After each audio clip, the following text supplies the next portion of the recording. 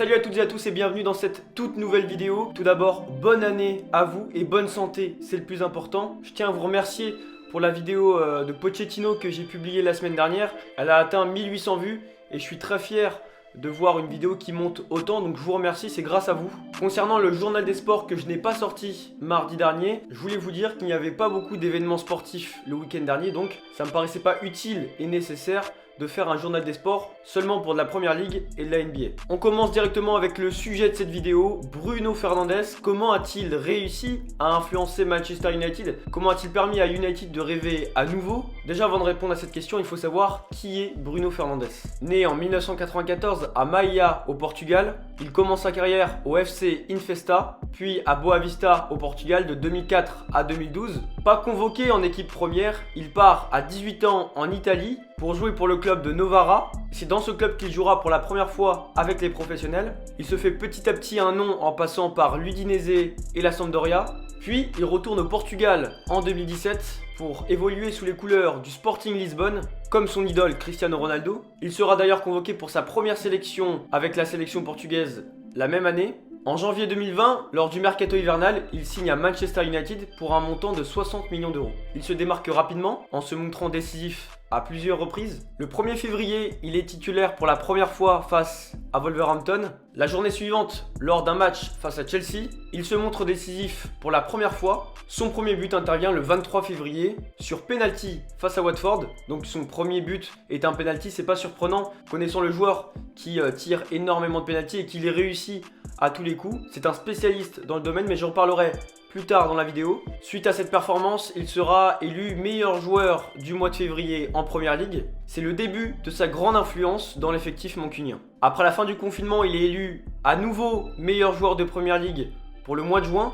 Et Manchester United terminera la saison 3e du championnat. Et puis la question qu'on se pose, comment Bruno Fernandes a-t-il permis à Manchester United de rêver à nouveau? Il a immédiatement pris les commandes du jeu des Red Devils et a contribué à leur redressement. Avec lui, Manchester United est en passe de jouer le titre cette saison et de retrouver un prestige disparu depuis la fin de l'ère Ferguson en 2013. Élu joueur du mois de décembre de Manchester United, il termine très bien son année 2020, qui avait très bien débuté. 2020 c'était l'année de Bruno Fernandes et 2021 devrait lui être tout aussi bénéfique. Depuis qu'il est à Manchester United, c'est 20 buts et 15 passes décisives, toutes compétitions confondues. Il est impliqué dans 18 buts en 16 matchs cette saison avec Manchester United en Première Ligue. En effet, il a inscrit 11 buts et 7 passes décisives. Son 11e but est d'ailleurs intervenu face à Aston Villa vendredi soir. Le milieu de 26 ans est actuellement le seul joueur de l'histoire des Red Devils à être impliqué sur plus d'un but par match en Première Ligue devant un certain Eric Cantona. Seul Andy Cole a été impliqué sur plus de buts que Bruno Fernandes au cours de ses 30 premiers matchs de Première Ligue dans l'histoire de la compétition. Andy Cole était à 37 tandis que Bruno Fernandes est à 33. Il apparaît également dans le top 5 des joueurs les plus performants de 2020 avec 108 occasions créées, 25 buts et 16 passes décisives. Si je devais dresser son portrait en tant que joueur, c'est un excellent dribbleur et un grand créateur d'occasions. Il est tout aussi performant face au but, droitier mais fait régulièrement l'usage de son pied gauche. Il n'est pas très rapide sur le terrain mais est très vif. Mais s'il est aussi performant, c'est grâce à sa mentalité qu'il tient de son modèle Cristiano Ronaldo, c'est-à-dire s'entraîner sans relâche et progresser tous les jours. Si je dois mettre quelque chose en avant chez Bruno Fernandes, c'est sa personnalité. Il est très mature dans son jeu et montre toute sa rage sur le terrain. C'est un joueur qui déteste perdre et qui fait tout pour se remettre en question après un match raté ou perdu. J'ai rarement vu un joueur avec une aussi grande rage de vaincre et c'est pour ça aussi qu'il influence autant l'effectif mancunien. En parlant de son influence sur le vestiaire mancunien, il veut tout faire pour faire progresser l'équipe et essaye d'aider chaque joueur qui sont sur le terrain à ses côtés. Il avait dit « Nous construisons quelque chose d'important. Le plus important est de construire une équipe et un groupe capable de prendre soin les uns des autres.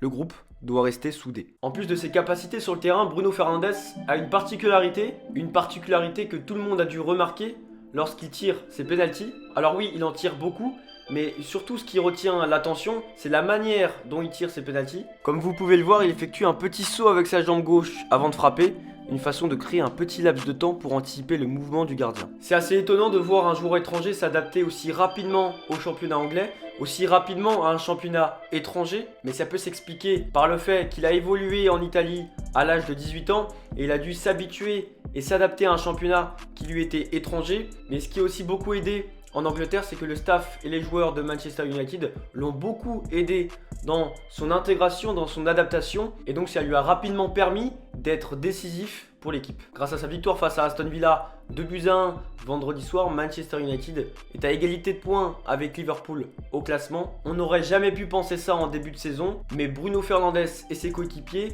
semblent avoir trouvé la recette pour être performants en championnat. À voir si ça va durer, je suis pas en train de dire que Manchester United va gagner le championnat, mais en tout cas ça fait longtemps qu'on n'a pas vu cette équipe jouer de cette manière et surtout gagner des matchs. Ça fait des années qu'on voit United en difficulté, même face aux petites équipes du championnat, et cette saison on a l'impression que beaucoup de choses semblent fonctionner dans cet effectif et que le Gunnar Solskjaer a trouvé la recette auprès de ses joueurs, et pourtant il était énormément menacé depuis le début de la saison. Ça sera tout pour cette vidéo sur Bruno Fernandes et son impact au sein du club mancunien. N'hésitez pas à liker cette vidéo si ça vous a plu et surtout à vous abonner pour ne rien manquer de l'actualité sportive.